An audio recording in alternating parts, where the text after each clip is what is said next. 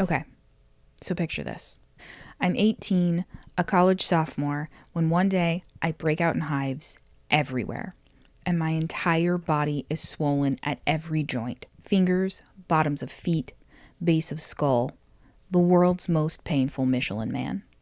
Head to the doctor, test after test after test, no answers. I move on. Over the years, I face joint pain that moves around the body and stomach issues that come and go. More doctors, more tests, never answers. One even told me I may simply have Jamie Walsh disease. Wow. Thanks, doc. Then around 27, my heart starts skipping, racing, fluttering. I see multiple cardiologists. ECGs, EKGs, heart monitors worn for 30 days at a time, more labs, discussions about my anxiety. Finally, I'm given a dismissive diagnosis of PACs, premature atrial contractions. The upper chamber of my heart beats more often and out of sync with the bottom chamber. No explanation for why. It simply is. Not life-threatening. Go on about your life. I find I can mostly control it as long as I never have caffeine and watch my sugar intake. This works for about 7 or 8 years. Then it really starts to get serious. The first time I'm at a comedy show, waiting for it to begin. The crowd is loud, the room is dimly lit. I'm there with my husband and our friend. We've driven 2.5 hours to see the show. We're seated and have ordered drinks. A good time all around. The house lights go down. The show is about to start. Suddenly, the sound from the crowd recedes. A ringing rises up in my ears. My vision of the room shrinks. The crowd disappears. My heart races. I'm breathing heavily. I've lost my balance, and I'm wondering if I might fall out of this chair. I feel nauseous. I grab my husband's leg to let him know something is wrong.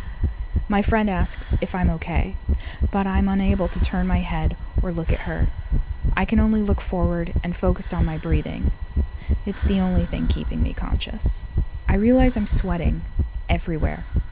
After about 5 minutes, though it felt like years, decades, my heart rate slows, the ringing leaves, the sound of the crowd returns.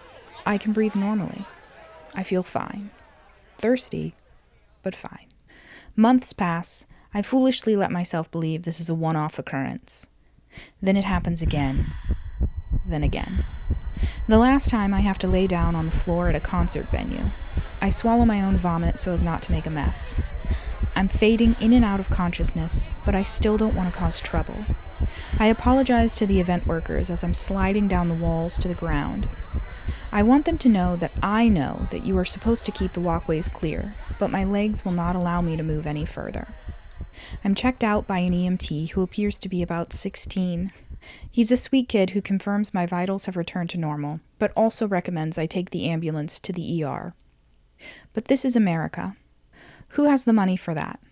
And with 15 years' experience being poked, prodded, and dismissed by the medical community, I know the odds of finding help there are lower than my blood pressure before a fainting spell. I visit my GP. I tell him after many years of symptoms, research, and self-diagnosis, I believe I have some form of dysautonomia, a dysregulation of the autonomic nervous system, which controls things like heart rate, blood pressure, digestion, histamine response, etc. I'm referred to an electrophysiologist. Finally, I think I'm nearing the end of this journey. Unable to reproduce the symptoms at their office, the electrophysiologist deems me to have an inner ear condition because my ears ring right before I lose all control of my body. He has dismissed every other symptom I've suffered through. He recommends an ENT, which I refuse to see. I call and scream and fight with his office for my full test results. I report him to the patient advocate. It all amounts to nothing. I continue living my life the best I can, hoping not to pass out in public places. I work full-time. I help my ill father with his medical care. I apply for dream jobs where I can follow my passion. I am rejected countless times. I dote on my 2 cats. I hang with friends who now also monitor whether or not I might need help walking.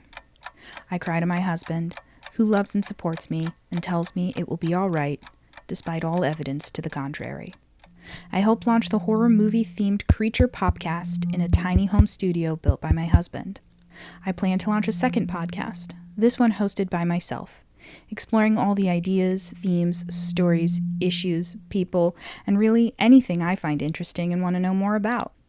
My podcasts likely won't bring me fame or fortune, but they offer me purpose and the ability to control something in a world and life where so many things have been determined by forces outside of my control. We start trying to have a baby. I try my best to be healthy.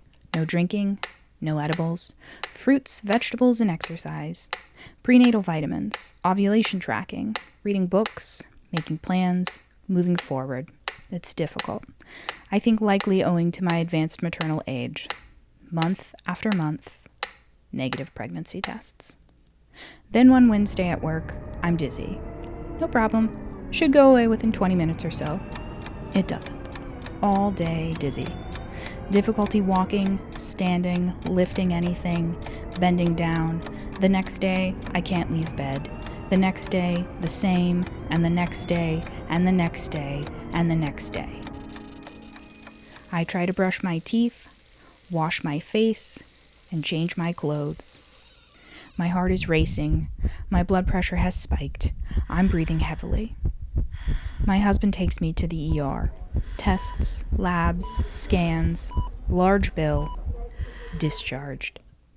Told to follow up with a cardiologist. Return home to my bed. I schedule an appointment with a specialist, but they can't see me for over a month. With no treatment or diagnosis, I begin FMLA and short-term disability paperwork. 2 weeks go by. I realize there may be no end to this. I may not be able to live the life I had planned. Pivoted, planned again, and now fully derailed. You might think I'm about to regale you with the tale of dealing with chronic illness and a broken medical system. But that's a story for another time. Hopefully a time when it has a more satisfying ending. Right now, I'd like to tell you about how I coped. How I am coping. I'm recording this in my bed. I've ordered one of those pillows that allows you to sit upright. I've got an adjustable laptop stand. I've researched, worked on building a website and social media platforms, and contemplated episode ideas. I plan to launch this podcast even as my body is failing.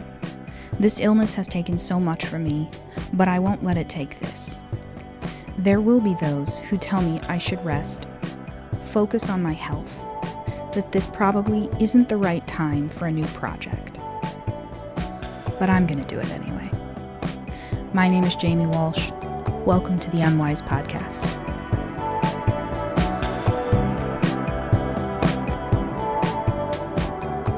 As you may have guessed, I've currently got some time on my hands. Can't go out, can't exercise, can't leave the bed. What to do? Cry? Certainly. But one cannot only cry. Rage? For sure. But only lightly, as it makes me dizzy. My preferred method of dealing with trauma is full-on disassociation, and my most effective current tactic is non-stop binge-watching K-dramas. That's right. Today we're going to talk about falling down a K-hole, and I don't mean ketamine, a drug which would surely kill me at this juncture in my life. I'm talking about Korean pop culture and media. I have, over the years, dabbled in K-drama. I still remember scrolling through Netflix and stumbling upon the 2010 series Secret Garden. It was the first K-drama I'd ever seen, certainly the first time I'd ever really thought about Korean culture, food, or media. I was drawn in immediately.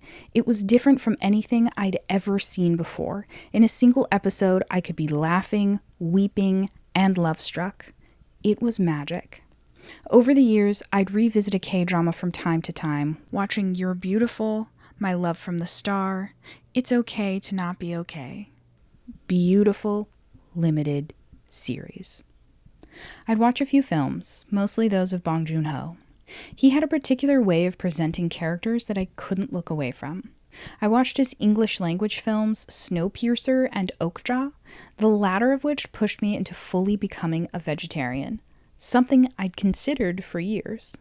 Then came the big hits of Parasite and the series Squid Games, which seemed to push Korean media into the forefront of American audiences. I was also aware that K-pop music was a huge market, knowing that bands like BTS had been on Saturday Night Live. I'd never been much into the K-pop scene, but I knew of its influence and fandom. Now, with all these hours spent in bed, I've finished more K-dramas than any one person should watch in a single month. I'd say my current favorite star is Park Bo-gum, a man who seems genuine and kind and portrays unbelievably lovable and charismatic characters in When Life Gives You Tangerines, Good Boy, and Record of Youth. This obsession has pushed all my algorithms to more Korean content. While I don't really know any of the music of Stray Kids, I find myself watching reel after reel of them. They're joyful, vulnerable, and childish. I've seen fan clips of Park Ji-hoon, who I'd first seen in Weak Hero as such a serious and isolated main character that I was taken aback to find he's often quite silly. I find myself researching Korean language lessons, immersive cultural experiences, and Korean history. The more Korean media I consume, the less I remember I'm in this bed, the less I want to cry. In Korean culture, they have this phrase, "파이팅," which seems to mean good luck, try hard, do your best, a phrase I now unintentionally repeat to myself as I move through each bedridden day. In a community I wasn't born into, I feel suddenly welcome. I know I'm not alone in this. K-dramas and K-pop have been rising in popularity since the late 90s, often being referred to as the Korean wave. The number of Korean options on my Netflix and Prime accounts have expanded greatly. I no longer need a specific drama streaming service to find content. It's gone mainstream. Netflix is now fully in the K-drama game, producing shows like Squid Games. I watched YouTube videos by Korean Englishmen, in which a pair of English-born men, Josh and Ollie, bring Korean culture to Britain. Over the years, they've shared food, culture, and historical sites on their channel. It's funny and real and charming. Korea is the global phenomenon, but why? And why now? How is this media connecting with so many when our cultures and values are certainly so varied? What draws me into these characters? How are they able to help me in a time when I am unable to help myself? Let's you and me get a little less unwise about the Korean wave.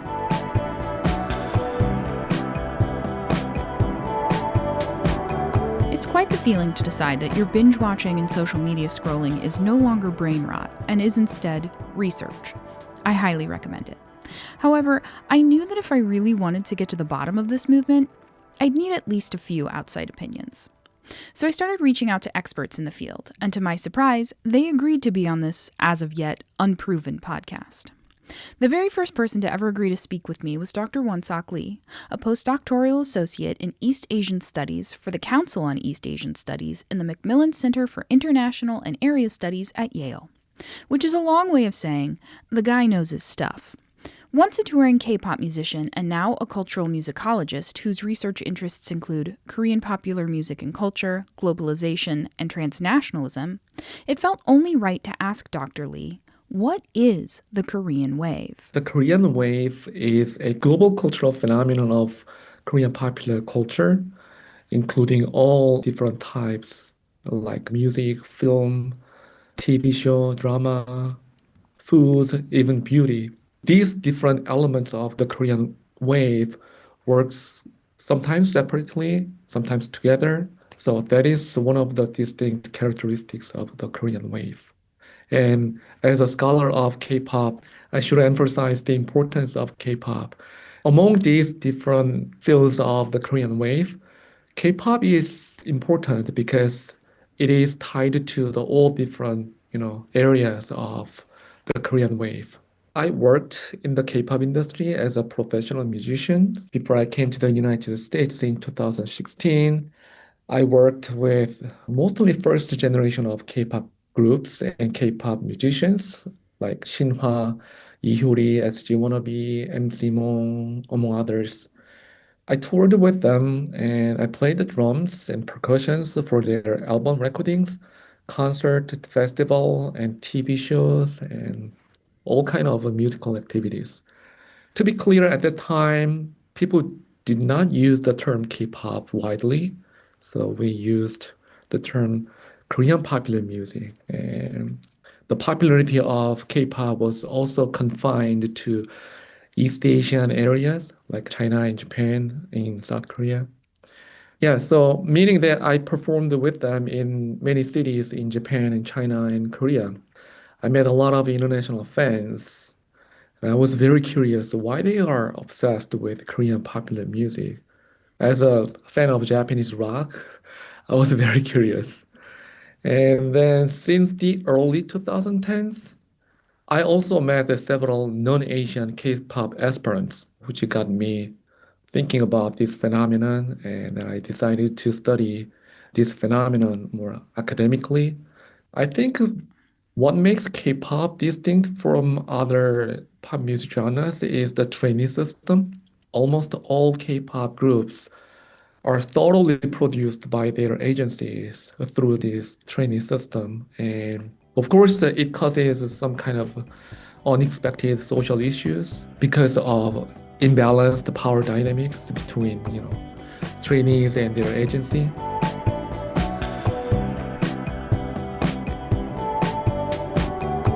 Curious about this training system, I began to research the process it takes to quote unquote debut as an idol in Korea. That's when I found Ashley Chase, now a news reporter. She wrote her BYU undergraduate honors thesis on the topic. In her paper, Korean Pop Idols, The Dark Side of the Limelight, an accompanying documentary, she breaks down the idol-making process. One thing that was very surprising, and I think is surprising for anyone when you first learn about K-pop, is we're used to this Western idea of how you make it in music. You kind of get a lucky break. You work really hard, you're passionate, you have this stage charming persona, and you convince somebody to give your record a try. But it's very much focused on building your own personality that you build as a brand. And I think that speaks a lot to Western culture in general, being very individualistic, very Yes. focused on the unique Yeah. person. Whereas in Korea, which again, very different culture there, it's a lot more focused on societal collaboration, the responsibilities that you have to perform for. And that's reflected as well, I think, in this K-pop system, where in terms of the training process, it's so rigorous. And there is still a little bit of luck that's involved in it. But I mean, there are some kids as young as like 6, 7, 8, you're training to be able to get into this process. And they'll hold these large auditions where it's just person after person after person, just snappy, like think American Idol style, everybody's lining up and you're just hoping to get somebody's attention. I don't know as well about how it looks in Korea as I do as they've started recruiting people from like Japan, from the US, places like that. But from what I understand, there's typically multiple rounds before they decide to sign you. But then you still have to go through the training process on top of that. So it's multifaceted. So first you have to convince them I'm worth investing in. Then you sign a contract to start this training process. And often it starts when you're a teenager. There are people who are older who get signed, but usually if you really want to become a star, you're dedicated from a young age. And it kind of interferes with the school life a little bit too. That's been a bit of a criticism is people who really want to make it big in the K-pop industry, you have to give everything to that industry. Like if you want to be a star, there's other ways you can work in the industry without debuting, being part of a musical group. But if you really want to be up there, instead of going to high school, you're doing full-time training. That's in some cases, that's kind of the idea. And you're not allowed to have another job a lot of the time because they don't want to take away from that training.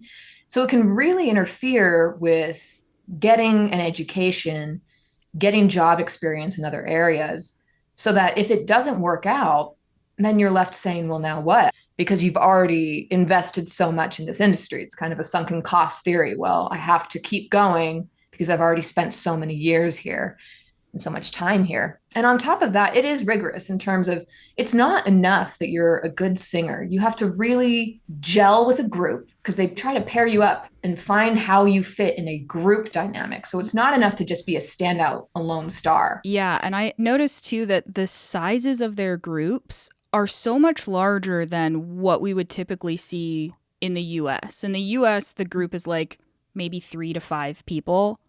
And I keep seeing these K-pop groups that are like 7, 9, 11 people. Like that's so many people to put together and have them mesh and work well. Yeah. Well, and I think a theory I have about that is because when you look at groups in the US, music groups in the US, it's like a band. You have the singer, you have the guitar player, you have the drummer. They're all meant to just kind of make a song. But with K-pop and K-pop groups, it's not enough that you can sing. Everyone has to be able to sing. Everyone has to be able to dance. Everyone has to be able to make music. And they all have different personalities, and they're meant to gel together into this group dynamic of you're the bubbly one, you're the dark and solemn one, you're the, whatever the personality happens to be. And it's like you're selling the group. You're not just selling the music the group is making, you're selling like the entire experience of interacting with this group and the personalities that they bring to the table. I mean, I was shocked learning in K-pop how much content they turn that's not music at all. I mean, social media streaming, there are specific apps where people can follow what the idols are doing throughout their day-to-day lives. And on top of all the different variety shows that they have in Korea that you're inviting these groups onto, you are just always on. You are always selling, this is me as an artist. This is my personality. This is my vein, not just your music. I think that's very different. And I think that might be why the groups are bigger, is because that's just a lot to put on a small group. You're selling so much more than music. And it's just surprising to me how, again, everyone needs to be 100%. I mean, there are backup dancers for K-pop groups, but they're expected to dance like everybody else. Just the expectations are more. It's very high achieving. And when it comes to the debut process, I mean, training itself is already very intense. And then there's still no guarantee you're going to debut. I mean, there are some very talented people who they try to get to break through into the debut process, but maybe they're not quite fitting in with this group, or maybe their singing is amazing, but their dancing's not quite on par. Maybe there's a certain angle they want to sell. And I'm not saying that like Western record companies don't do this too. It's just the whole training process is really meant to mold singers into a product that can be sold. It seems like, based on the kind of things that they're pushing, they're not pushing like, sell us your style. They're saying, we're going to make you into a style that can sell. And I feel like that's the big difference. And so debuting can be so frustrating because it's all based on the company's time and company dollar. And you've already signed a contract saying, hey, I have spent 12, 16 hours a day, every day doing this for you so I could debut. And you're still not guaranteed to get that big moment on the stage. It can be very discouraging. I also, in your thesis and in the documentary video you made a point really to talk about slave contracts and how idols have been, and their fans to some extent have been pushing back against those. And there's been more and more instances of idols and also their fans, because of this relationship, this close relationship that they've formed, have been pushing back against their management companies. Could you talk a little bit about the slave contracts and sort of how that's changing over recent years? Yeah, absolutely. So in terms of slave contracts, I mean, not every contract was like this. I do think this was a stronger trend in the earlier days of K-pop. But what I saw was either it was these contracts during training that were very restrictive, or when you debut, there's so much pressure to debut. You want to go big. This is your chance. You need the company to be able to get you to that point. And so people were signing these contracts that would require them to work these crazy hours. And often they were very financially manipulative. There have been several groups that have sued in hindsight because they'd been working, had already debuted, working as a full-time group for 5, 10, 15 years, and we're seeing hardly any money from it because of these restrictive contracts from the company saying, we are going to take this amount of money for this many years, or depending on this or that or the other, finding these loopholes to take a lot of the profit. And it just wasn't fair, you know? I mean, these people have already spent so much time putting in the work in training and using a lot of their own money to do it. And then they're not even getting the financial benefits after the fact. And so, and some of the contracts as well, they were restrictive in terms of allowing the companies to be very harsh on, we're going to control how you act, how long you work, how you dress, who you can date. And there's still pressure, but it's less contractual obligation to create this persona. So at the beginning, I do think there were quite a few more of those. But then as some names got really big and they realized what was happening, they sued, and there have been some successes in court to strike down these more restrictive contracts and get the groups either more freedom or financial freedom, quite honestly, get their profits back. And I think the reason the tide is turning in that way, I mean, part of it is just social media in general. Things are just more transparent now. There are things that weren't talked about before that are talked about now. And as groups have gotten bigger, you start to develop more of your own fan base, more of your own ability to break away from the company. Kind of this attitude of, I don't need your support anymore. You need my support. I'm the one bringing you cash. I'm not an investment anymore. I'm a profit. And on top of that, as fandoms have gotten larger, I think they've become more influential. So much of everything that K-pop is built around is meant to cater to fans. You're selling to an audience, but the audience is also very easily influenced by the artists. And so I think over time, the artists realized we don't have to conform what the company is telling us to tell them. We have enough financial freedom and their support to be able to say something. And people's opinions do matter when it comes to company reputation and to these artists.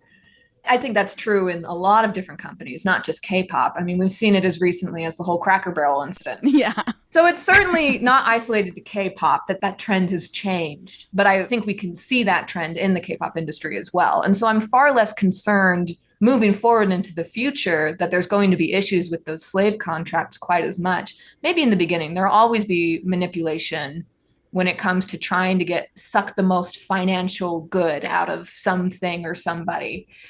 But I think it's going to be less of an ongoing issue because there's so much more transparency and accountability with the fan base.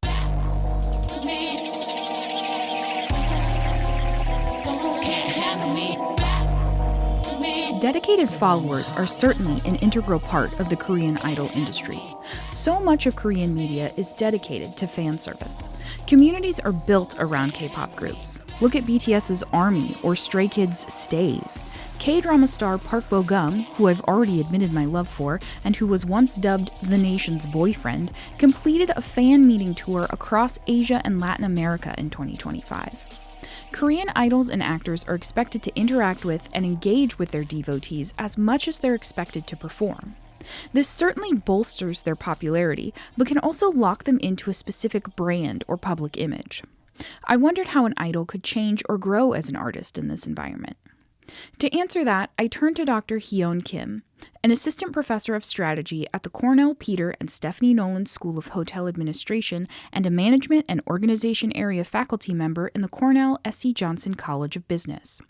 Her research looks into strategy, organizational theory, and international business, and in 2025, she co-authored the paper Changing Tracks: How Status Affects Category Shifts in the Korean Popular Music Industry. Let me go back many, many decades. So I was a groupie for a Korean K-pop band way back in the late 1990s when the first idol group was introduced. I don't know if you've heard of a group called H.O.T.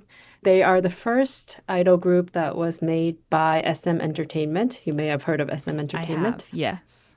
So H.O.T., I was in love with them. I followed them around. I camped out in front of this guy's house just to get a glimpse of him. And for about 3 or 4 years, that was my life. I was obsessed with them. At that time, K-pop or K-drama or any of this Korean wave, it was not a global phenomenon. And fast forward many years, I become an academic. I get a job as a professor in Singapore. That was my first job as a professor. And the students just loved me because I was Korean. And then I thought, this is a calling. I have to research this. Yeah. I wanted to see if you could talk a little bit about the differences you noticed in how celebrities or music, TV, and film are created and sort of marketed in Korea as opposed to how it might be in Western culture or globally. So the process is less so for the dramas, the TV shows, but mostly for pop music. These groups are groomed for years before they debut. It's almost like, imagine a factory system, right? So from a very young age, these kids give up their life to become an idol group member. Each member plays a slightly different role. Like one member could be the lead singer, the other one is the lead rapper, one could be the dancer, right? So each one of them plays a different role. They also have different personalities. They usually have sort of a funny one, they have the pretty one, right? They have the charismatic one, right? So they all play a different role in the group. Most of them don't write their own songs. BTS is an exception. Most of them, they're given songs to sing and they're taught choreography. So if you watch some of these music videos, they dance very, very well. Like they practice their choreography for years and they dance very well. So they're given a song, they're given costumes, they're given choreography. So it's really a creative industry, but there's nothing creative coming from the group members themselves. It's heavily produced by the agencies like SM, YG, JYP, these big agencies. So that's very different from the Western system where a lot of the artists, they grow up as singer-songwriters, right? Like Taylor Swift, she writes her own music and she creates her own identity. But in Korean pop music, that's not really the case. They go through this factory system and they're created. I was reading a bit on the article that you published, the Changing Tracks, how status affects category shifts in the Korean popular music industry. Some things that I really liked from that is that you mentioned sort of chances for groups to, over time, reinvent their look or maybe take on new characters or rebrand themselves, but it really depends on a couple of things: how influential their management group is, how many resources their management group has to kind of go against the flow of what might already be popular. And then the other item that I really liked in there that you discussed is gender, and how if you're a male group or a female group, how that can really change. Can you speak a little bit about that? So just starting with a broader picture, our paper looks at when these groups change their identity. So if you follow any of these groups, they sometimes debut as this cutesy, give a girl group example, there could be this girlish, feminine, naive kind of vibe. And then at some point they come up with a song and they're suddenly very sexy, very mature, or sophisticated. So they change their identity over time. And in the paper, we try to look at when this happens. And what we find is that it's usually the higher status agencies. So in the K-pop industry, it used to be the big three agencies that dominated the industry. So SM, JYP, and YG. Now, because of the success of BTS's agency, which is HYBE, they are part of the big now four.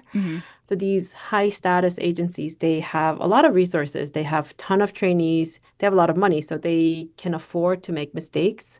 So they usually like to be the trendsetter, right? So they experiment a lot with their idol groups. They can be something very drastically different in another song, because even if it fails, they have the resources to try again.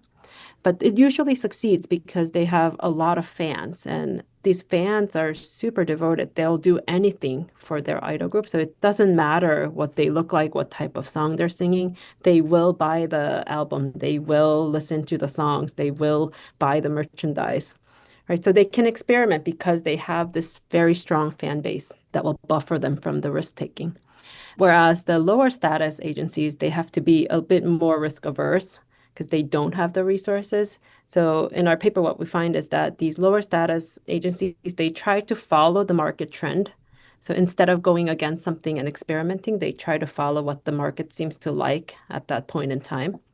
And then the interesting thing about gender, what we find is that male idol groups, they have more leeway to experiment, whereas female groups, people tend to want them to follow a certain pathway. Right? They can start out as these cutesy, feminine, girlish group and eventually become a sexy, mature, sophisticated kind. So they have to follow a set trajectory. Whereas the male idol groups, they can try different types of identities and people are more accepting of that. A common thread globally, it seems.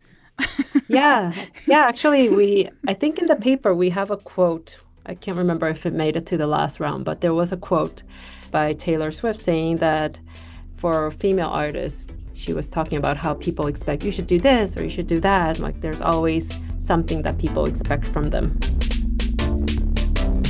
Considering the expectations from idols and the carefully crafted image and sound put forth by these management companies, I began to wonder what makes K-pop K-pop? With hip-hop, R&B, electronic, and rock influences, and lyrics often in a mix of languages, can this genre be easily defined? For help with this quandary, I returned to Dr. Won-Sok Lee. It is hard to pin down the K-pop's musical characteristics, as it has absorbed all different, genres from different countries. Yeah, there is some talk about how K-pop is both Korean, but also it's transcultural and it's translingual because it's always going back and forth between Korean and English and also Japanese and Chinese. And I know some of the K-pop groups, they're not all strictly Koreans. So sometimes they're from Japan or the Philippines, and so working some of that language in as well, which I think helps to lead to its popularity because it both feels Korean but also inclusive of globalism, really. Right. And in that way, K-pop has become a place of consent and resistance. The people debate over what K-pop is, what Korean is in K-pop.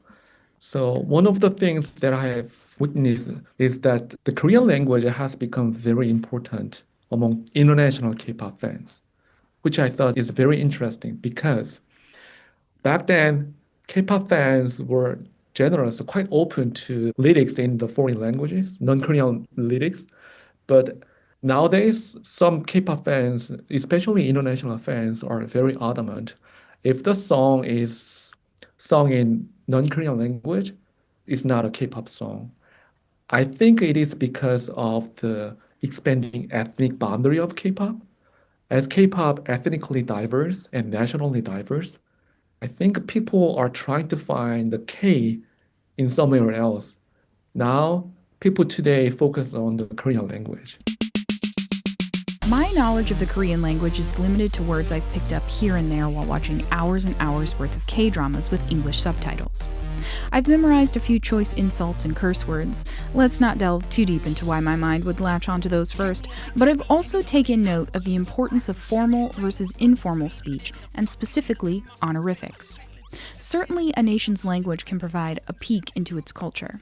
Since my Korean is extremely finite, I reached out to Dr. Sahi Kang, a linguist and director of the School of Korean at Middlebury College. Koreans, they tend to learn more about the outside world. As a small country suffered from Korean War. Korean War was just about 70 years ago, so it was a recent war. And they started with poverty, started a modern country from the extreme poverty, and they don't have many resources in the country. Natural resources are rare there.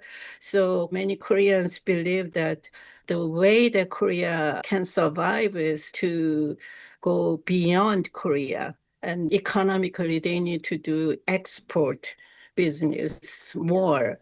So I think Koreans, not only English-speaking world, many Koreans went outside to different language-speaking countries like Germany, Spain, or Asian countries like Japan, China, and seemingly strong countries. They went out, and many students went outside to study abroad. Of course, it was rare a long time ago, but I was one of the study abroad students long time ago. Wow. And I wanted to learn more about the most up-to-date linguistic theory in America at that time. But anyway, with these trends, Koreans were, I think, passionate in learning different languages, starting from early modern days. So in many different everyday language use, it's not surprising that they use many different foreign language words here and there. It is common to use word like German word like Arbeit in Korea. Arbeit means work in German, and for Koreans, Arbeit is like a part-time job. Huh. And they even use it in abbreviated form and say alba. It is, yeah. So students learn this word actually formally in classes, and many different words are from foreign languages, not just English. But at the same time, in K-pop songs, lyrics, I think the composers and also writers of these songs intentionally use English a lot because to catch the attention of English speaking people and generally many different language speaking people around the world because English is such a powerful language that most people in the world probably understand it. So when they went to other countries like Japan, China, or European countries, they deliberately decide to use their foreign languages there. But generally, English is the main language they use. For example, BTS songs, many songs are in English, but they also have many Korean lyrics. But at the same time, they mix them together. The languages are mixed together when they communicate with their fans on Instagram or whatever mechanism. They use this word and they probably share their common emotions together. So because of those so-called trans-language lyrics, it gains worldwide audiences. Yeah. Because many people, even though they don't know Korean language, at least they hear some English words they understand. Or some songs are just fully in English. And when the singers add little bit of fillers here and there in Korean, they catch them and feel that it's fun to just catch them and then use them here and there. It's interesting that many people nowadays know the word kinship term like oppa. Yes. Oppa is Yes. brother. Yeah. So yeah, I have my own brother. I Yeah. call him brother, but in my generation, I never called my husband oppa. Yeah. In the younger generation, everybody who loves young men, they call them oppa here Yeah. and there. And then using this kind of word makes the fans worldwide feel that, oh, they belong to this community, same community. So anyway, K-pop lyrics are translingual by design, I would say. So blending languages to connect culturally and emotionally and aesthetically with the global audience. Yes. Yes. So transcultural nature is also coming from this translingual lyrics, I believe. Yeah. My experience, I'm sure, like many Americans' experience with my familiarity with Korean culture, is all through Korean media. So just pop culture, K-pop music, K-dramas. And then as I started getting more and more into them, I started doing a little bit more research and kind of wanting to know how it's getting so popular globally, and just things that I've picked up here and there, even from watching K-dramas, the way that language, Korean language, varies as opposed to especially American English. What role do you think that Korean language plays in either supporting or demonstrating Korean customs? Because what I've seen in K-dramas, there's a lot of emphasis on honorifics and familial piety, and I've sort of looked a little bit into it, and it's talking about sort of the influence of Confucian values, and all of that as an American is very different to me. But do you think that Korean values are sort of displayed or reinforced in Korean language itself? Well, sure, of course. Yeah. Korean language is known to be one of the most difficult languages for English speakers.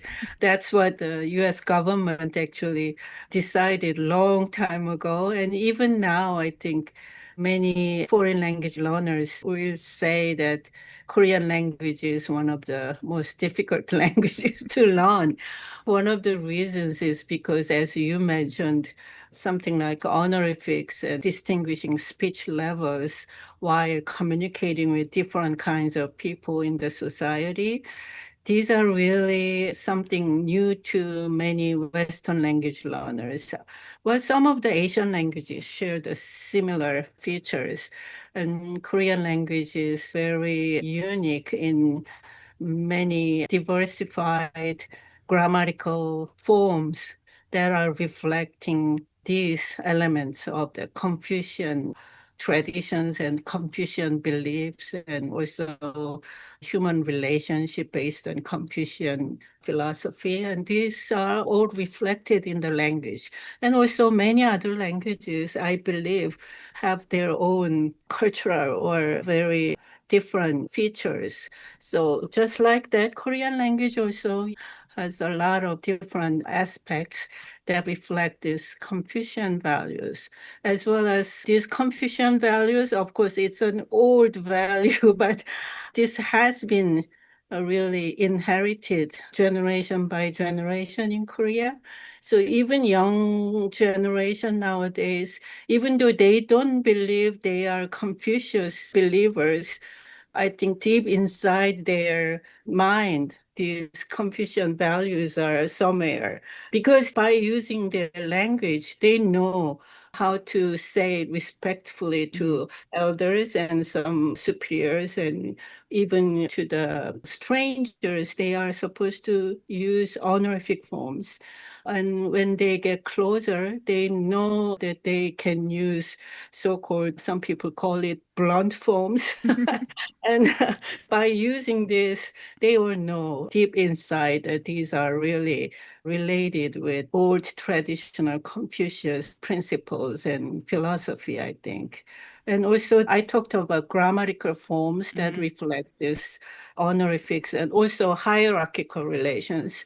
But at the same time, many vocabulary items like kinship terms. Korean has the, I think, most diversified kinship terms that they distinguish mother side and father side relative names, title of the relatives with all different names. So it is really, really challenging for Korean language learners to acquire all of this correctly. Even for native speakers of Korean, many are really confused with this variety of kinship terms here and there. So they always ask others, even older people, so what do you call this person?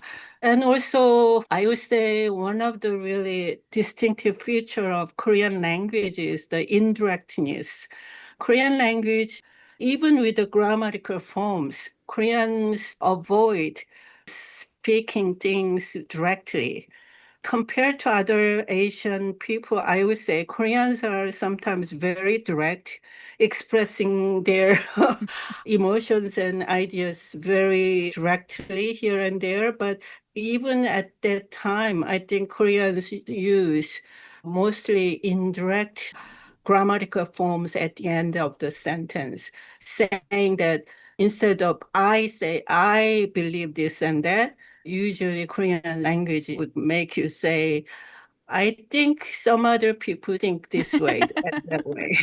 It is likely this and that way. This is a very common way of speaking opinions here and there. So this indirectness is very culturally reflected in Korean language. A few things that I've noticed just from the number of dramas I've watched and the research I've done is just the importance of the community and your friendships and your family as opposed to being a very individualist society, because there are sometimes, you'll run into a plot in a K-drama and as a Westerner, I'm like, that's not a problem. Just do what you want. But culturally, if that's not how you're raised, if you're raised more to think about the repercussions and sort of how it will affect your family and your friends and your greater community at large, then it's a little more difficult to be like, well, I'll just do whatever I want. I'll do what's great for me. Yes. Which I think is a very wonderful thing to learn, which is not something that I maybe set out to learn when I sat down and watched my first K-drama and then all the many after that, to really think and reflect on how that culture varies from what I was raised in. And speaking on that, have you noticed over the years, maybe especially in the past 10 to 15 years, an increased interest in Korean language and culture? And if so, do you think that K-dramas and K-pop play a role in that? Of course, yes. Actually, it is well-known fact nowadays that Korean language enrollments in U.S. higher education rises drastically for the last almost 2 decades or 15 years at least. I would say 2 decades. You know that in linguistics field, we have a journal called Modern Language Journal, and it's hosted by Modern Language Association, MLA, and they do language enrollment report every 5 years. And the last one, the most recent one was published, I think, 2023. And then it reported that since 2016, so between 2016 and 2021, Korean language enrollments increased by 35%. Wow. Whereas the entire language communities, the other language, the so-called major language enrollments decreased by, I think, about 8%. But I think at that time, during the 5 years, 2016 and 2021, the decrease of foreign language enrollment in general is above 15% or something like that. While the foreign language enrollments are decreasing, Korean language enrollments are increasing drastically. That's very impressive. But consider the Korean language about 20 years ago, the enrollments of Korean language programs were just, I would say, slightly over 1,000 people across the nation. So it's almost like even before 2016, about 10 years, between 2006 and 2016, about 10 years, the increase of the Korean language enrollments reported as 95%. So it was a huge jump. But again, starting point was already very small. So even though the enrollment increase was really impressive, Korean language enrollments at this point in the States is like the ranking 11th or 10th there. Yeah. But it is the fact that the MLA always reported this increase and mentions how impressive it is. But I also hear from my colleagues who are teaching Korean language in many different higher education campuses in the States. They always told me how many students are in their wait list to get enrolled in their Korean classes. And many universities actually expand the Korean program. I know that we have many different teaching positions of Korean language across the nation. But again, maybe across the nation, we have reportedly about 150 US colleges are teaching Korean language. But again, it's a big increase, definitely. And it shows that even for a Middlebury summer language program, we always survey with the student why you are learning Korean. And many students say that they were interested in K-pop when they were very young. Many of them think that, well, this is not really college level interest, but I was interested in K-pop songs and K-dramas. My mom's watching K-drama all the time. I watched it with my mom. And so I got interested in Korean language. But once they come to the college, when they learn Korean, their interest in Korean language diversified. And many of them are interested in North Korea. Because it is a very mysterious country and they want to learn about it. And also they want to learn more about Koreans' very impressive, rapid economic development in recent years. Also, they want to learn about Korea's technological development. That was very also impressive. Some students are interested in getting job in global companies like Samsung, LG and Hyundai, things like that. So interests are diversified nowadays, but at the same time, many of them are rooted from their interest in this K-pop. So, we now know how the idol system works, what challenges and criticisms it faces, and how the dedication of fans can influence the industry as well as grow interest and inspire more research and education on the topic. But what's still fascinating me is why Korean pop culture is so overwhelmingly popular worldwide. I have a fellow Midwestern American friend who also recently fell into the K-drama wonderland, and it is the great joy of my life to be able to talk with her about the show I just finished, upcoming releases, and oldies but goodies. I'm truly lost in the sauce. To find out more about the K-drama sensation, I contacted comedian, actor, writer, and filmmaker Grace Jung.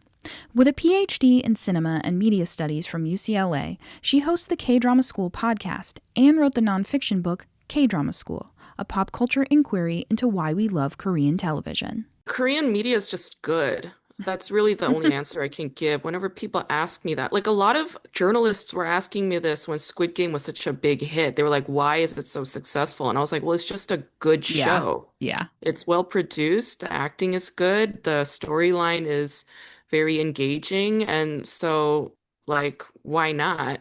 Like, when it comes to Korean content, like a lot of the media makers are very intentional and artistically driven, but also capitalistically driven. They're not sitting around just like trying to make art. They're very focused on trying to make a hit. And they have like a lot of government support, and they also have a lot of corporate sponsorships that are pushing that agenda, because South Korea isn't a country that has a whole lot of resources. They don't have like oil. They don't have a whole lot of like natural minerals that are valuable, that's going to stimulate their economy. What they have is soft power. So they have like very dedicated and willful singers or writers or, filmmakers or novelists. Like that's what they have. So, with like hyper competition in such a tiny country, and with everybody pretty much being educated, like over 90% of the people are educated, I mean, they're going to come out with good content. Sort of in that same vein of how the content is produced there, I've read up on it a little bit, and just the stunning idea that these K-dramas, they produce like the first 4 episodes and then start releasing them as they're still filming and sometimes rewriting these scripts seems like a very chaotic and gives me anxiety just to think about, to start releasing a show and you haven't even finished filming it as you're working on it. But I think it also then leads into the content sort of becomes a collaboration, because there are sometimes changes that are made based on how the audience is reacting to these shows, which I think would lead then to they're produced so well because the audience is like, well, I'd like to see more of this character. And then suddenly the next 6 episodes, that character's got a larger part than maybe they had before. But have you noticed in sort of the K-dramas you watched maybe when you were younger, if there has been a change in the way that K-dramas and even maybe Korean films in themes or the way they present themselves, if they in turn have been influenced by a larger global market? I think there is a definite shift. So for K-dramas that are being distributed globally, primarily on like platforms like Netflix, those kinds of shows need to have a global audience in order for them to recoup the expenses, because like K-dramas, I mean, there's scale no matter what. Like film or podcasts or television shows, like it really depends on the scale of the production budget. So, I mean, like an indie film made in like New York, I mean, that's not going to recoup a lot of its expenses. It's going to have very limited release if it even gets theatrical.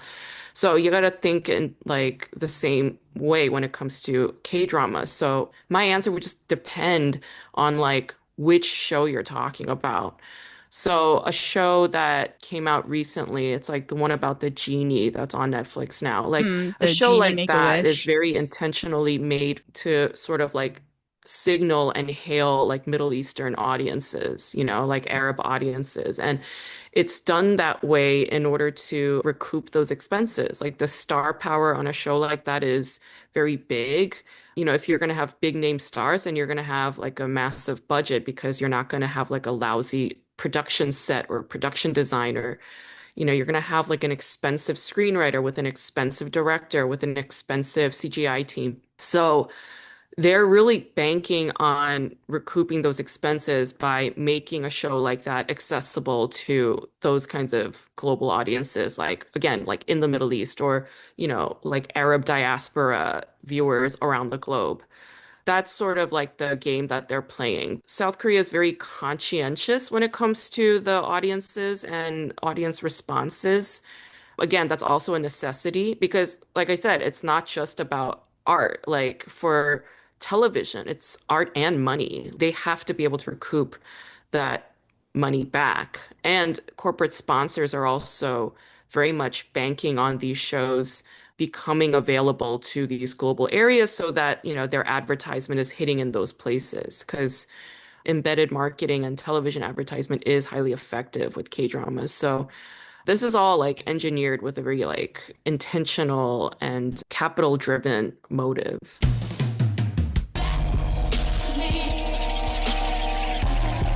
To anyone who's seen the 2001 cultural reset smash hit film Josie and the Pussycats, you might be thinking that these idol training programs and product placement-laden dramas are akin to the Mega Records villains in that film. A little du jour means family. If you haven't seen the movie, this won't make any sense to you, and also, you should watch it. At first blush, I too was wary of the big machine, and certainly we mustn't allow it to run without oversight. However, the quality of what they're producing cannot be overstated. Whether it's well-written, sweeping, poignant, multi-decade epic K-dramas, or vibrant, highly stylized, expertly choreographed K-pop groups, there is clearly talent, care, and craft in the Korean way. Couple that with a keen business and marketing acumen, and you've got a trend poised to captivate fans across the globe. We'll return now to Ashley Chase for her thoughts on what's contributing to the growth and spread of K-pop.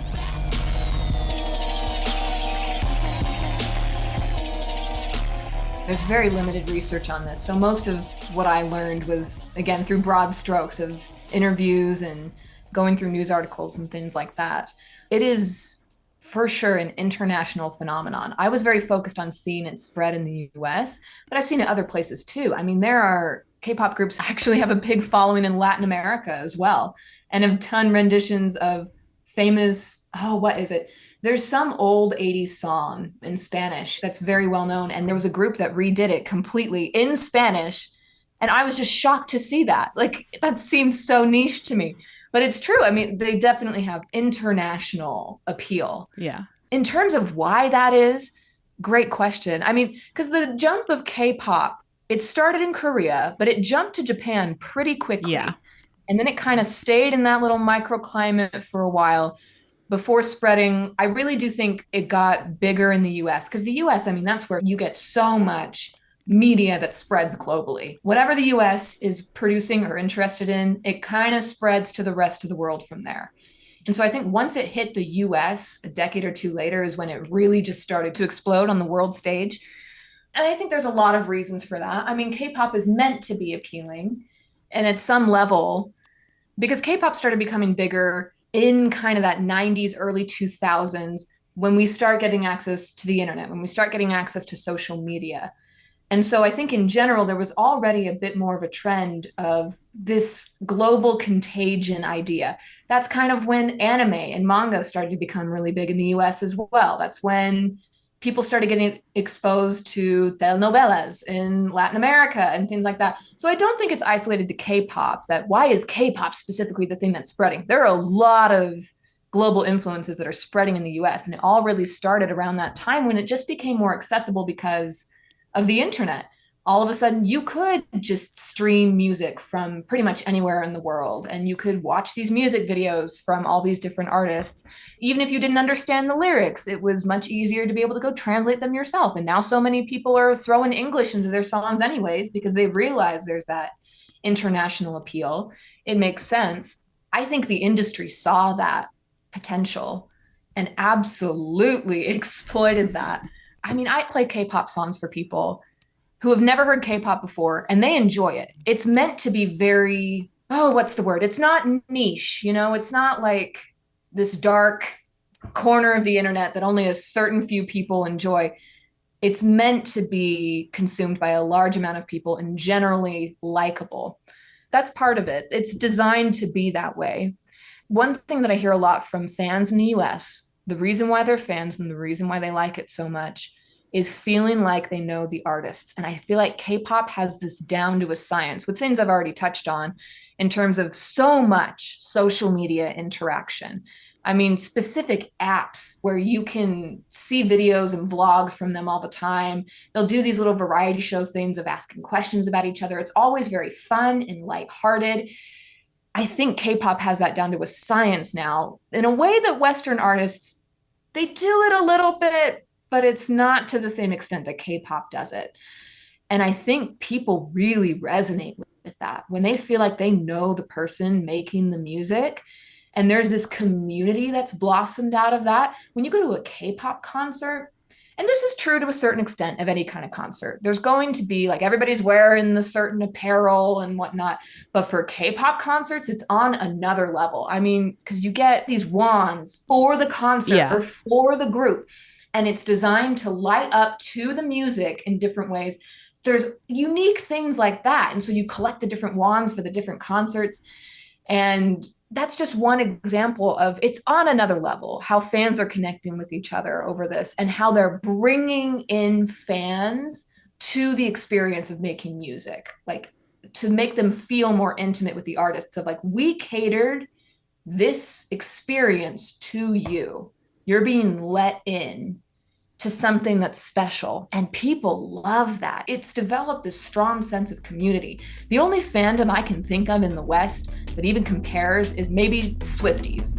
And that's it. No, you're not imagining it. That was the second Taylor Swift reference in this exploration of Korean media. And Madam Swift will still have one more encore before this episode ends.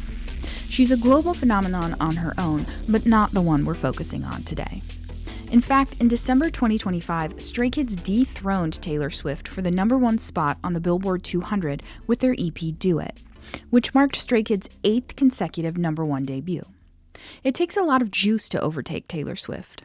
As for theories on how this might be possible and what tools these management companies are using to push their groups into the spotlight, we'll hear once more from Dr. Hyun Kim. So I've interviewed a lot of people, a lot of experts for my research, and actually a lot of them say that one of the reasons that K-pop became K-pop a thing globally is because of how the companies embrace social media and YouTube.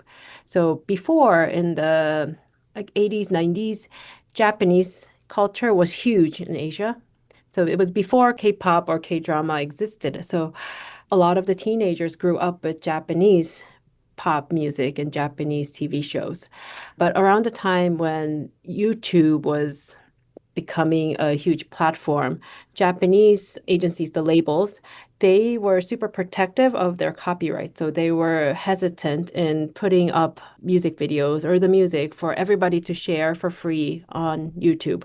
Whereas Korean producers, they were just starting up and they were excited about these new technologies. So they put all the music videos, music up on these free platforms, social media platforms. And that became a way for Korean music to just disseminate so much faster than Japanese music. Yeah. I also wanted to know what aspects of Korean music or TV and film do you think are capturing fans both in Korea and globally? What do you think is driving the expansion? Well, that's a very good question. I would love to have the answer to that. I think there's slightly different aspects depending on whether you're talking about music, TV, or film. So Korean film always has been, it was never mainstream, but Korean film always had good, strong storylines, and it had a fan base from independent movie lovers. Mm-hmm. Even before Parasite happened, there were a lot of Korean films that people in independent film culture, they liked. There were strong visuals and very provocative storylines. I don't know if you've ever watched Old Boy. Yes. Yeah. Yeah, so all the way going back, so Old Boy and Parasite, you can see these are different directors, but you can see kind of the commonalities of a very strong message and a very provocative way of telling that. Yes. So Korean film always had that strong storyline. For, I think, the TV shows, there was always a good fan base in Asia. People tend to like the romance shows in Asia, in Korea, of course, but also outside of Korea in Asia. I think what got Korean TV shows to the international scene, I think it was Netflix getting into the game and making Squid Game and similar to the films, sort of these provocative experimental shows that opened the gates to audiences that don't watch a lot of these romance shows, right? So experimenting with different genres and also having, I think maybe Koreans have always been good storytellers. So that resonated with audiences. With the music, so this is an interesting story. When I talk to these experts in the popular music industry, they say that teenage girls, they have this need to attach themselves to something. And back in the days when Western countries, they were also producing boy bands. Remember, like Backstreet Boys and NSYNC, NSYNC, even yes. One Direction. They were very, very popular, and teenage girls just attached themselves to these boy bands. But at some point, boy bands were not being produced in the US or other Western cultures. And they say it's because it's very hard to profit off of them. There's a lot of upfront investment to create boy bands. You have to train them, you have to get all the music, and like they're heavily produced. So there's a lot of upfront investment. But in the US, when these boys get popular, it was very difficult to control them. They would start doing drugs, they were involved in scandals. So the time that they could profit off of them, it was very short, and they couldn't control them long enough to profit. So they just stopped making boy bands. But in Korea, the kids are relatively obedient, right? So you train them for 5 to 7 years, you produce them, they debut. And if you tell them you can't date for another 5 years, they will try to follow the rules, right? They rarely do drugs. Some of them do drugs, and there have been some members that have been kicked off of teams. But most of the times, these kids obey the companies long enough so they can profit. So there is a business model for them. And apparently, the boy bands are filling a hole for these teenage girls that have been without boy bands That haven't had for their so boy long. bands. Exactly. And also in the US, when I talk to people that created KCON, there's an annual K-pop concert in the US, and they say the big audience in the US for K-pop are actually minorities. So the mainstream kids, they already have Taylor Swift, they have Justin Bieber, right? They can attach themselves to these mainstream celebrities. The ones that like the K-pop boy bands are the ones that don't get the same connection with the mainstream American celebrities. Could it be that, at least in the US, what's driving some of the popularity of Korean media is a desire to see celebrities that represent a less homogeneous white image? And if so, how is that affecting perceptions of Korea? Once again, here's Dr. Won-Sak Lee. When I came to the US in 2016, I was quite often mistaken as a Chinese. But after the BTS global success with the Dynamite, I literally felt, oh, something changed. And recently, I think it was last year, I was on the phone to complain the kind of insurance policy. And I was asked to, mention my full name. And the insurance company representative immediately recognized, oh, you're from Korea. So I was so surprised. So how did you know that? And then she said that, oh, I'm a fan of K-drama.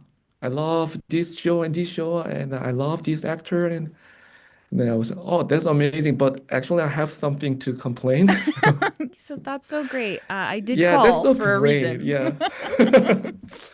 So I'm so happy to see this change. And besides my personal experience, the number of Korean language learners is soaring in North America.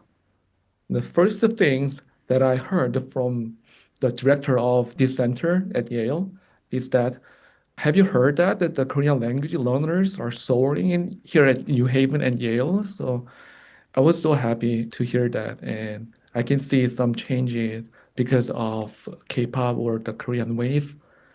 And lastly, I want to mention that people's perception of Asia or Asian American has also changed.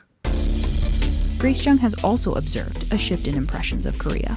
With K-pop, like I remember when I used to listen to K-pop as like an elementary student, like, or even a middle school student, like other kids, and by other, I mean like white kids or non-Korean kids, they were not into it. They called it gay. They called it, just like foreign and like not cool. And I grew up with like a lot of shame around that. And then to suddenly see it be like this massive fad that everybody wants to be a part of who are not Korean. Suddenly I feel like really weird about that. I feel really cagey about that. And yeah, when I was growing up, nobody knew what Korea was. Like if I were to say I was Korean, they'd be like, I don't know what country that is. And so the phenomenon of like Korean media popularity has shifted a whole lot of things for everybody. But again, this was like very intentional. There was like a government backing behind this for South Korea to become a global player through like food and through tourism and through pop culture. So yeah, it's not an accident that everybody is into this stuff today. This was very much like driven by the South Korean government for a nationalistic purpose and for a survival purpose to make everybody addicted to these kinds of music and television shows and films. In 2012, the Korean Ministry of Culture, Sports, and Tourism established an advisory committee on how to sustain the Korean wave, or Hallyu. And in 2013, they put forth 319 billion won to support it. The ministry justified this budget by focusing on the movement's export-led economic development. And in 2012, it estimated that the Korean wave was worth $83.2 billion, of which $5.26 billion was attributable to K-pop. The Korean wave also brings with it a form of soft power, which leverages globally popular culture to boost Korea's economy and influence diplomacy without force. For more on the soft power aspect of the Korean wave, we'll return to Dr. Seo Yi-gang. Yeah, it's interesting. The Korean government has been actively supporting the so-called Hallyu Korean wave as part of cultural diplomacy, as you said, and soft power. So they've been funding entertainment exports and tourism. One more thing, actually, many people know that these K-pop songs and K-dramas are really very popular across the nation and also around the world. But at the same time, one of the biggest influences the K-pop songs and dramas gave is actually North Korea. So North Koreans secretly, even though they are banned, the government banned to listen to so-called decant, who are not very good. South Korean culture. They are executed sometimes by watching South Korean K-pop dramas and read a little bit about that, where they, it's essentially culture is smuggled in so that they can see what's going on, and which is a whole other interesting, because they're right next to each other, they're so close, and yet their cultures are worlds apart. I know that the North Koreans nowadays are generally secretly passionate with South Korean music culture and drama, and they watch them. And many of the escapers, we used to call them defectors, but nowadays escapers from North Korea, because they watched Korean shows or not just K-pop songs, dramas, but also they watched a lot of Korean shows, real life Korean shows on DVDs. And then they decide to escape from North Korea because of that. So I think the power of this soft culture is really, really strong. It's clear that the Korean wave is making an impact culturally, economically, and diplomatically. And certainly the driving force behind this is a mass of dedicated fans. committed not only to the K content, but also, more and more it seems, to using their formidable influence for greater causes. Here's Won-Sok Lee. Yeah, the relationship between the artist and fans in the K-pop industry is distinct. Of course, it starts as a parasocial relationship, but when it comes to K-pop fandom, I would say it goes beyond the parasocial relationship. And in many cases, we can see that they are mutually inspired and mutually influenced. And also, the K-pop industry is very flexible to hear the fans' opinions. And of course, sometimes it's not a good thing. So Yeah. when it comes to producing, Yeah. dramas or something like that. So the flexibility of the K-pop industry is what makes K-pop is distinct. And this distinct relationship between fans and artists makes a lot of positive things. Think about the BTS donation to the Black Lives Matter movement back in 2020. And actually, their donation was influenced by their fans on the internet. And then other fans were inspired by BTS donation and raised the money to support the Black Lives Matter movement. And the same thing, so when BTS uploaded anti-Asian hate crime campaign on their social media, a lot of global fans, responded. So this distinct relationship makes amazing things. In 2020, BTS and their management donated $1 million to Black Lives Matter, and their ARMY fans matched it with over $1 million in donations to various racial justice organizations in just 24 hours. Korean media, like all media, can both reflect challenges and seek to inspire change within society. In Grace Jung's book, K-Drama School, she has a chapter called Me Too Korea and Resilience in Something in the Rain and One Spring Night. The 2018 drama Something in the Rain follows main character Yoon Jin-ah and her other female co-workers as they struggle against sexual harassment and discrimination at the hands of male managers. Yeah, when it comes to something like the Me Too movement, well, I mean, a lot of these like Korean celebrities, like typically male celebrities, they were very oftentimes called out by women for sexual assault in the past, but the press, the press is very much like bedfellows with the media industry oftentimes. So you'll have like journalists who are actually very close friends with like directors or actors. And the press would never take these women's stories seriously. And the police, for that matter, they would never take women's stories seriously. And they always just sort of like chalked it up to like blackmail. And then the Me Too movement, which was like begun by a black woman, was co-opted by white female celebrities in Hollywood. And then it sort of blew up into this massive phenomenon.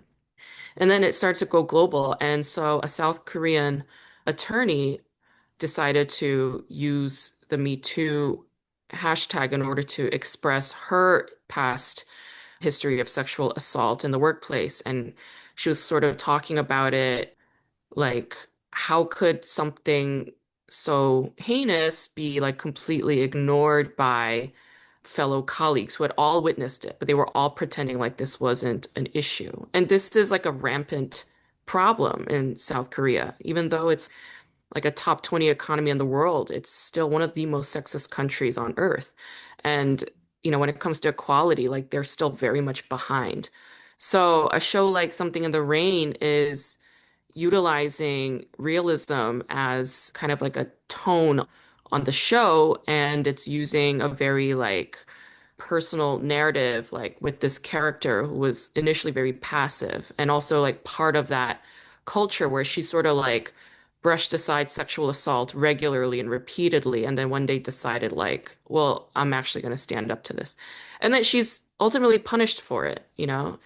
And a lot of the times, like, that is how it goes. That is really the reality of a lot of whistleblowers. They will get punished for calling out something that isn't right, but is normalized in a culture.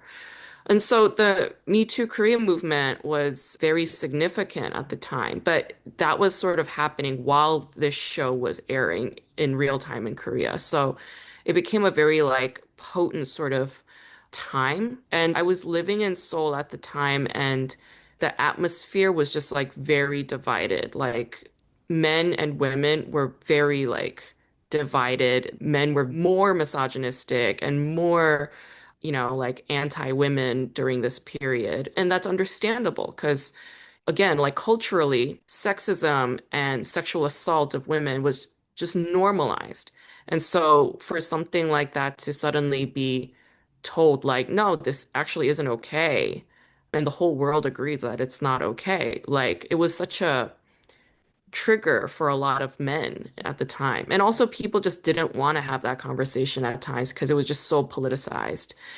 So yeah, it's a significant movement and it's still in the works. Like, I don't think South Korea has really changed very much since. And these kinds of like political trends are, just little fads for a brief period. Like, you speak to any activist or any revolutionary, they're all going to say like, yeah, once there's a big moment of revolution, you take one step forward and like three steps back. That's just how it goes. Like, progress is very, very incremental. And it takes like lifetimes for any changes to actually develop.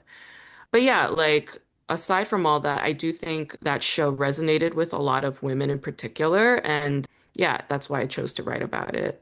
Yeah. I wanted to ask too, just do you have any, it's sort of a basic question, like best K-drama in your opinion? No, I'm not going to share that. No. Okay. Like, a lot of people ask me that and I just never share it because like I don't know what best is. It's just so subjective. It's just your favorite.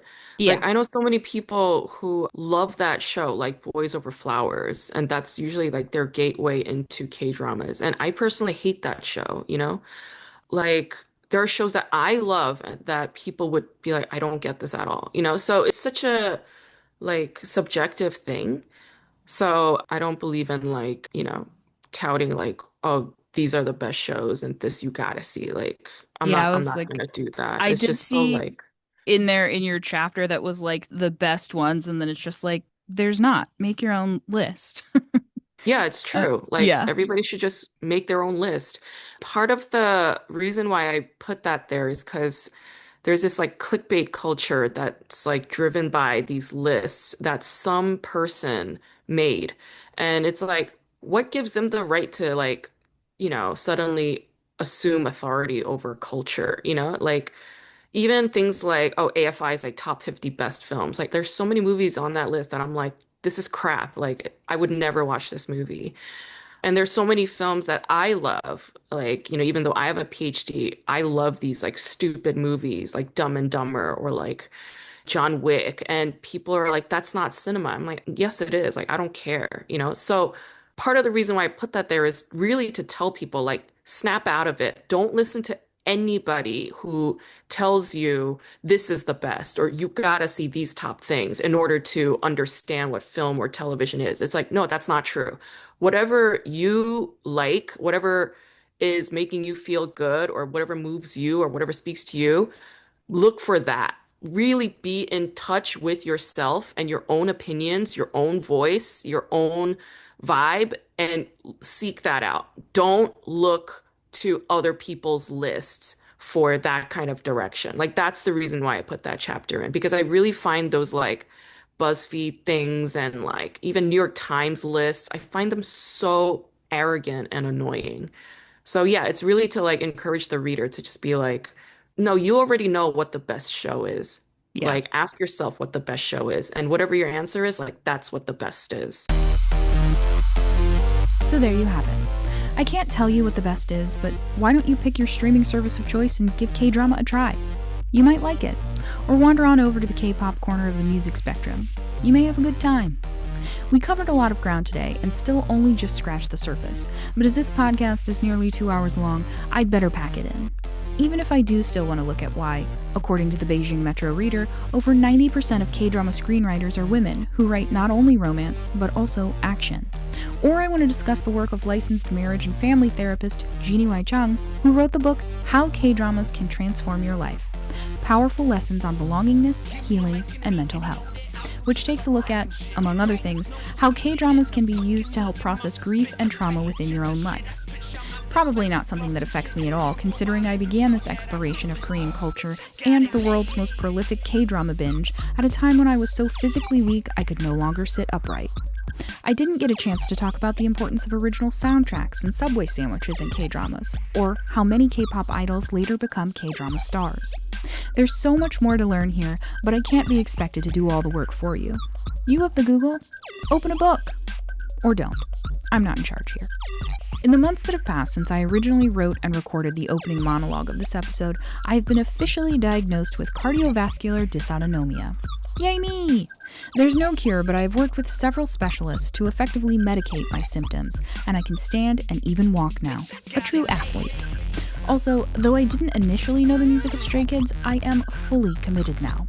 My Spotify Wrapped was largely an assortment of Korean artists. It's a slippery slope, but it's been a fun ride. If you're at all interested in what I've been playing on repeat while recovering and researching, I've linked a K-pop Spotify playlist on my website, unwisepodcast.com. It's rather dramatically titled, K-pop, When I Thought It Was the End. And before you come at me, yes, it's very Stray Kids heavy. And yes, it has Cat's Eye on there, even if some might say they're not a true K-pop band. And maybe your favorite band isn't on the list. And maybe I didn't hit all the historically and most culturally relevant groups. Cut me some slack. I just got here.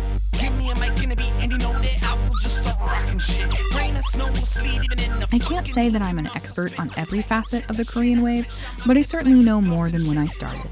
And though I've returned to work, I'm still watching K-dramas in my spare time, and I have no intention of stopping. If you just can't get enough of egregiously long, wandering, rambling podcasts, visit me at unwisepodcast.com or unwisepod on Instagram. If you've got a story for me to explore, or you'd just like to tell me how well you think I'm doing, email me at beunwise@gmail.com. That's beunwise@gmail.com. Sound effects for today's show came from freesound.org. Music is from ccmixter.org. Special thanks to my guests, Wonsak Lee, Ashley Chase, Yeon Kim, Sahi Gang, and Grace Jung. You guys are some real ones for agreeing to be interviewed by a no-name producer for the very first episode of a podcast that hadn't even launched yet. Thanks also to Stray Kids, Park Bo-gum, IU, Blackpink, Bae Suzy, and let's just call it South Korean pop culture for keeping me going during a truly heinous couple of months. And thanks to you for listening to the Unwise Podcast. I'm Jamie Walsh.